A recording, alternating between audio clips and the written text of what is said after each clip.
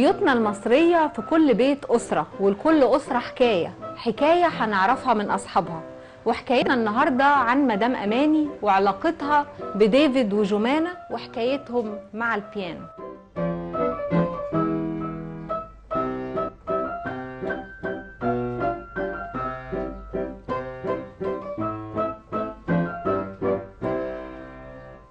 أنا اسمي أماني عزيز، ربة منزل بكالوريوس تجارة.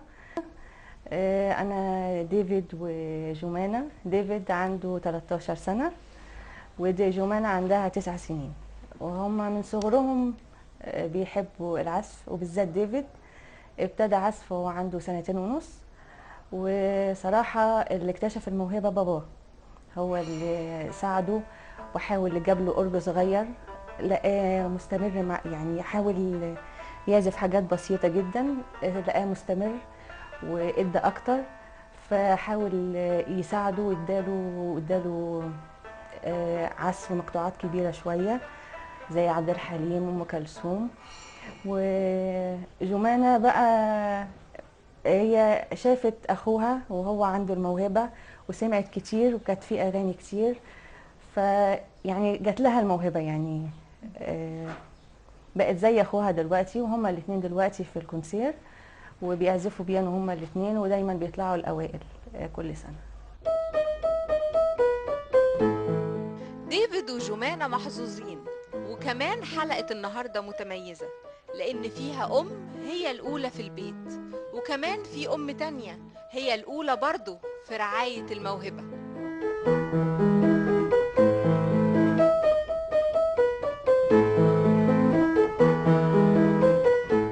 عايزة حضرتك تكلميني عن ديفيد. حضرتك شايفة ديفيد ايه علاقته بالبيانو؟ ديفيد اولا بقاله يمكن دي 3 سنين معايا في المعهد، وبرضه في تنمية المواهب في الأوبرا. هو موهبة، باين موهبة واضحة جدا، وعنده سهولة جدا والتكنيك عنده سهل، وعنده ذاكرة ممتازة، وبيفهم كويس جدا، وولد هادي تحس انه في عنده عمق، يعني مش هايف، مش وعاقل كده، وعنده طموح فظيع. ليه؟ عشان بيتقدم بسهولة جدا، يعني بسرعة جدا. حضرتك متهيألي هيبقى، يعني أكيد هيبقى بيانيست، وأنا بعده عشان يبقى بيانيست، وربنا يديني الصحة إنه أقدر أعيش وأخليه يبقى بيانيست. ان شاء الله بيانيست يعني عازف قدام الجمهور وكده، منفرد يعني. وفي العالم كمان، ليه لأ؟ ان شاء الله. طب انا عايزه اعرف من حضرتك اهميه دور الام في حياه العازف، يعني الموسيقى اللي يطلع الموسيقى بتعمل ايه؟ لا، مهمة قوي. أولا لازم تكتشف هل عنده موهبة ولا لا، هل بيحب الموسيقى، ولازم إذا اكتشفت إنه بيحب الموسيقى لازم تعمل كل حاجة عشان تساعده. يخلوه يسمع موسيقى كتير في التلفزيون أو في السيديهات وحاجات كده، أو يحضروا حفلات موسيقية، ويجيبوا له كل اللازم، الكتب والبيانو.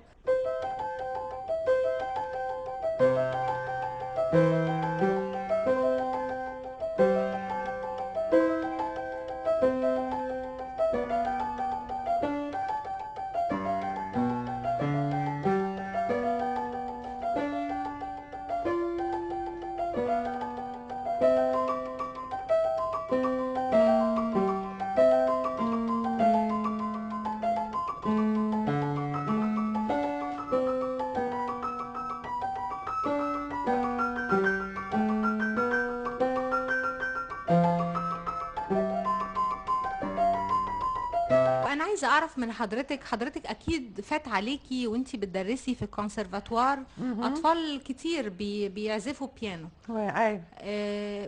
يعني حضرتك ليه شايفه في ديفيد ان هو موهبه مختلفه؟ عشان عندي خبرة طبعا. بيبان على طول الطفل اللي عنده استعداد يعني موسيقي وعنده موهبة، بيبان على طول، ممكن بعض من أول سنة على طول بيبان. فهو الحياة كده، يعني في طفل موهوب وطفل تلاقيه نص نص، بس برضه اللي نص نص بحاول اعمل منه حاجه برضه، ليه لا؟ ممكن بالمجهود يوصل لدرجه مش بطاله برضه.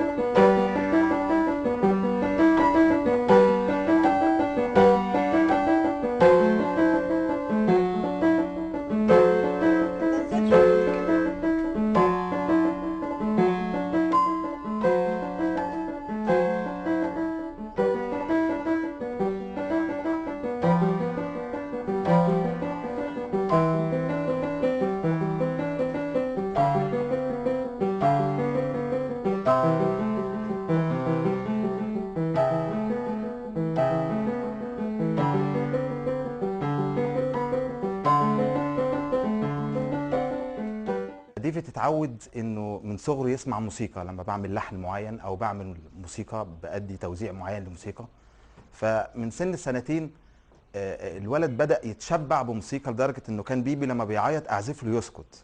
دي كانت من النقط اللي كانت مهمة قوي لديفيد. ففي يوم من الايام يمكن اماني تتذكر، يعني كنا مع بعض بنتكلم وسايبين الصالة والأورج مفتوح وانا كنت بعمل شغل ترنيمة معينة، سمعت صوت دو ري دو. فبقول يا رب ايه ده؟ ده سنه حلوه يا جميل، يعني دو ري دو. فبقول مين؟ طلعت لقيت ديفيد فعلا كان سنه سنتين، يعلم ربنا فعلا سنتين و4 شهور، مش طايل التاتش بتاع الكيبورد، وبدا يحط صباعه وبيعزف دو ري دو. فاستعجبت. بعد كده هو بدا يدخل في العزف طبعا ودخل الكونسرفتوار بمساعده الدكتوره مارسيل بقى، اللي ريحتنا جدا انا واماني في حاجات كنا فعلا بنقضي وقت كبير جدا لتعليم الولاد، نهتم بالنفسيه، نهتم. لقيتها مهتميه بكل حاجه. هي فعلا ام فعلا. اماني اشتركت في تربيه ديفيد وجمانه حقيقي، والام مارسيل برضو هي اشتركت في المحبه، عازفه وتهتم بالاطفال بحنيه الام لدرجه الولاد بيحبوها حقيقي بجد. انا يا جماعه بتكلم على حاجه انا عشتها لمستها، مش بتكلم عن ولد صغير هيبقى فنان ابن صاحبي او واحد بعمل له دعايه، لا ده ابني انا عشت وشفت قد ايه الموهبه فيه وطلعت اكتر، والتكنيك بقى اللي اتظبط اكثر، لان انا كنت بعلمه دايما بايده اليمين، الشمال ما عنديش الملكه، مش عايز اعلمه غلط. الدكتوره قدرت تطلع منه فن ارقى وارقى، وقالت له انا عايزاك تعالى. فعلا طلعت منه شغل حلو قوي. أماني كانت بتقعد مع ديفيد وهو بيتمرن وبتساعده في المذاكرة، وهي يعني ما كانش بيبقى فيه دروس، كانت هي اللي مركزة في الموضوع ده. عايزاك برضو تكلمني عن دورها في البيت كأم. بصي انا مش عارف، انا عندي احساس ان لو فضلت هدور وادور على شخصيه زي دي صعب. انا حاسس ان ربنا هو فعلا بيقول الذي يجمعه الله لا يفارقه انسان. فانا واثق ان دي اخدت اكيد دعاء من الوالد والوالده عندي الله يرحمهم، اني اخد زوجه زي كده. طبعا اهتمت بالثقافي كله، الدروس الثقافيه كلها. انا شويه الموسيقى طبعا انا مع الولاد اكتر، الهندسه والجبر والحاجات دي ممكن انا برضو معاهم اكتر، ولكن هي مهتم. انا يمكن شايل 2 بس في حاجات بسيطه، ما هي شايلانا احنا ال3. لازم اتكلم في نقطه مهمه، ان اماني فعلا وقفت جنبي جامد جدا في اول نقطه، ان هي بعد ما خلصت دراستها فضلت انها ما تشتغلش وتهتم بالولاد. دي كانت نقطه مهمه قوي. بتقولي انا كفايه ان انا اهتم بالولاد واهتم بيك، عشان كده انا حاسس ان انا ناجح في شغلي، ناجح في حياتي الطبيعيه، جميل، حاسس ان انا مبسوط سعيد بوجود زوجه فعلا امراه فاضله تفوق اللآلئ. دي فعلا من يجدها فلقى الذهب كله زي ما بيقولوا. يعني ايه العروض اللي ديفيد شارك فيها وانتي حسيتي انه لا الولد ده فعلا موهوب ولازم يستمر؟ هو كان من صغره كان دايما يسمع اي قطعه موسيقيه يجيبها سماعي، كانت البدايه. وكان دايما يقعد يألف مثلا مقطوعه حته صغيره كده. وبعد كده في عندنا في الكنيسه في ترانيم، بيعمل حفله، هو اللي بيوزع الترانيم وبيعمل الترانيم كلها وبيأسسها وبيقوم بالحفله كلها. وفي بره برضو عملنا حفلات كتير يعني بره خارجيه، كان ملتزم وكان بيعزف كويس. دورك ايه في حياتهم عشان يستمروا في انهم الموهبه تكبر كل شويه؟ هي الاول انا حبيت اصادقهم، في الاول بيبقى في صداقه بينا، وبساعدهم دايما ان هم يبقى في صراحة بينا دايما. وبحاول اساعدهم في الموهبة، ان احنا دايما بيبقى بيت موسيقي، يعني مش موسيقي قوي، يعني بنحب نسمع، يعني مش بنعزف بس بنسمع موسيقى، وبنحاول نهيئ لهم الجو ان هم يتهيئوا ان هم يعزفوا ويسمعوا اكتر يعني. كل طفل اكيد بتجيله لحظات ملل، بيزهق. اه انتي بتعملي ايه لما بتحسي ان هما ممكن يبداوا يزهقوا ويقولوا عايزين نغير، عايزين نلعب، مش كله بيانو؟ اه بحاول انفذ لهم اللي هم عايزينه، مثلا يقعدوا شويه يلعبوا، يقعدوا على الكمبيوتر، وبعد كده هم لوحدهم يقولوا طب يا ماما احنا عايزين نرجع طيب نتمرن تاني، فبيخرجوا بره المود وبعد كده بيرجعوا تاني. يعني او بيخرجوا مثلا نخرجهم في فسحه بتاع وبعد كده بيرجعوا تاني، هم اللي بيطلبوا يعني يعزفوا. طيب ديفيد لما بيشارك في العروض ولما بيسافر بره وهو في الكونسرفاتوار متميز عن بقية زمايله، آه. انتي بتحسي ان انتي ليكي دور في ده، ولا ده هو وموهبته وخلاص؟ لا هو بجانب الموهبه ان هو ملتزم جدا، وصراحة أنا بساعده، بس بابا اللي بيساعده أكتر، يعني هو بابا اللي ملتزم معاه أكتر، هو اللي بيساعده أكتر بالنسبة للموسيقى. يعني أنا اهتمامي أكتر بالنسبة للدراسة. يعني أنا هو دلوقتي 13 سنة، عمرهم ما خدوا دروس ولا مجاميع ولا أي حاجة، أنا اللي ملتزمة بالدراسة ودايما بيطلعوا الأوائل.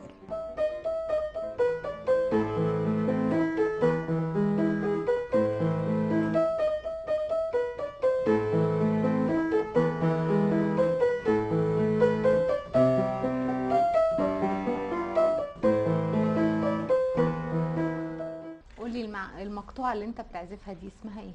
اسمها فوراليزا. بتاعت مين؟ بتاعت بيتهوفن. عايزاك تكلمني عن البيانو بقى. اول حاجة عزفتها على البيانو كان عندك قد ايه؟ يعني كان عندك كام سنة؟ سنة؟ 3 سنين. عزفت ايه؟ عزفت انت عمري. انت عمري مش حاجة صعبة، انت عمري دي ده موسيقى هايلة. عرفت تعزفها على البيانو؟ قولي بقى، يعني لما بتقعد مع البيانو كده انت والبيانو بتحس بايه؟ لو انا مثلا متضايقه او بحب افرغ عن حاجه بعزف بلاقي نفسي تحت. يعني البيانو هو اللي بيطلع اللي جواك. لو عايز، لا يعني لو متضايق هو يخليني ابقى بيهديك. بيهديني. طب ولو فرحان؟ فرحان بيفرحني برضه. انت بتحس ماما دورها ايه في حياتك؟ يعني انا مثلا لو انا عندي امتحان، هي بتقعد تسمعني وتشوفني غلطت ولا لا، وتنبهني وبتقول لي نصائح يعني كتير بتخليني اعرف امتحن كويس. بتذاكر يعني، بتحس لما ماما قاعده جنبك كده ان انت مطمن والنتيجه هتبقى كويسه؟ طب وانت بقى بتعمل الدور اللي ماما بتعمله معاك ده مع جمانة؟ بتعمل ايه؟ يعني مثلا جمانة بتعزف، لو هي عايزه حاجه بتناديني بقول لها الحاجه اللي هي مش عارفاها.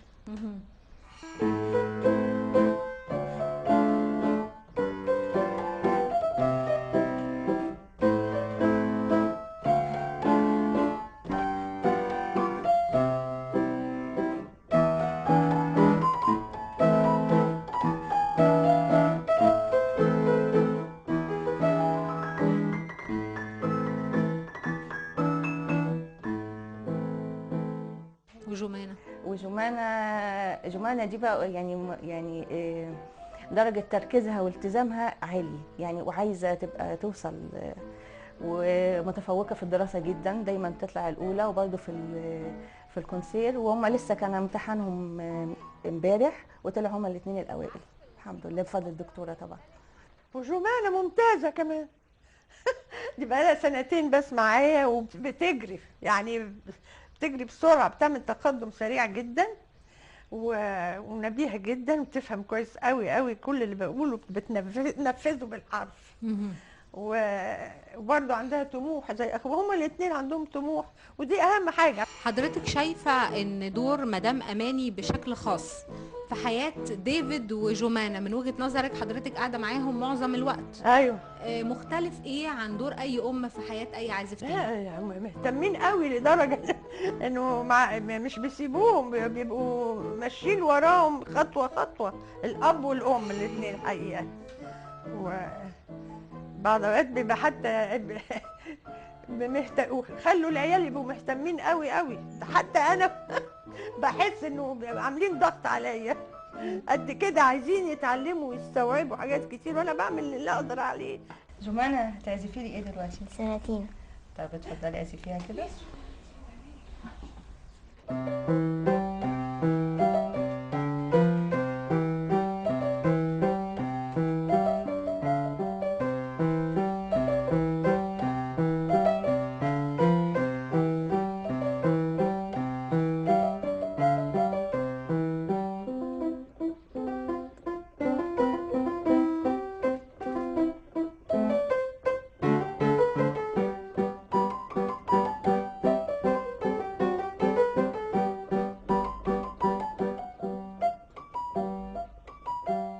أنا اسمي جمانة يوحنا، في رابعة ابتدائي، بحب الموسيقى. بتعزفي ايه؟ بيانو. اتعلمتي البيانو من مين؟ من أخويا والدكتور مرسيل. طيب انا عايزاكي تحكي لي بقى ايه اكتر حاجه بتحبي تعزفيها على البيانو؟ بحب أسمع بيتهوفن وباخ وموزارت وشوبان. طيب وفي المذاكره بقى اللي هي الثقافيه، مامتك اللي بتذاكر معاكي؟ هي دايما يعني بتخلي وقتها كله يبقى معايا، وبقيت كل الامهات كان مش بتعمل كده مع الناس التانية، بيبقى عندهم شغل، ماما بتفضي وقتها كله علشان اطلع يعني الاولى واذاكر. ماما بتعمل ايه تاني؟ كلميني عن طبيخ ماما. حلو. حلو؟ بحب اكتر حاجه أوي. بتحبيها ايه؟ الكيكه.